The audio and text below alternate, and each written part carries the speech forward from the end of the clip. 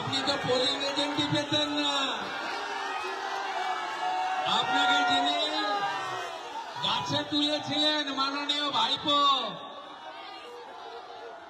তোমার দেখা নাই রে, তোমার দেখা নাই রে, ভাইপো বাবুর দেখা নাই।